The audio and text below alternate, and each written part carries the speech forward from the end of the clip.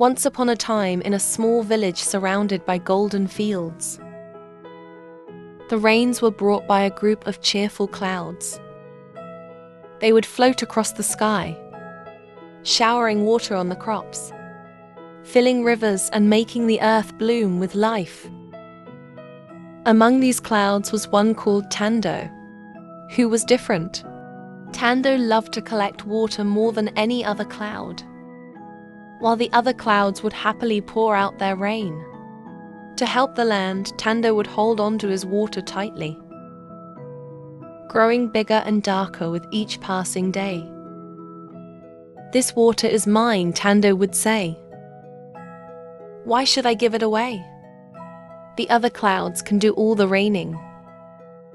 The villagers and animals began to notice. The fields grew dry, the rivers shrank, and the crops withered under the sun. The other clouds tried to reason with Tando. "Tando, if you don't share your water, the land will suffer," they said. But Tando just puffed himself up even more. "Why should I care? I like being the biggest cloud in the sky." As days turned into weeks, the land became parched. The villagers looked up at Tando and pleaded, "Please, mighty cloud, give us rain, our fields are dying." But Tando ignored them, enjoying how important he felt towering over the sky. One day a wise little sparrow flew up to Tando. She flapped her tiny wings and chirped, "Tando, don't you see? You're holding so much water that you're blocking the other clouds from raining. Too, you're making everyone suffer. Even yourself me suffer." Tando scoffed, "I'm fine. Look how big and powerful I am." The sparrow shook her head. "You may be big, but you're all alone. And soon you'll be too heavy to float." Tando laughed, but deep down he felt uneasy. That night, the wind began to howl and Tando grew heavier and heavier. His water was too much to bear. Finally, with a loud rumble, Tando couldn't hold it any longer. He burst into a tremendous storm, raining harder than he ever had before. The villagers cheered as the rain poured down, filling their wells, rivers, and fields.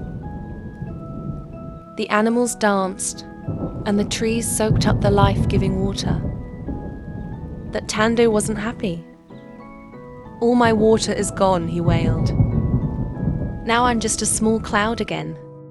The sparrow fluttered back to him and said, "Look below, Tando.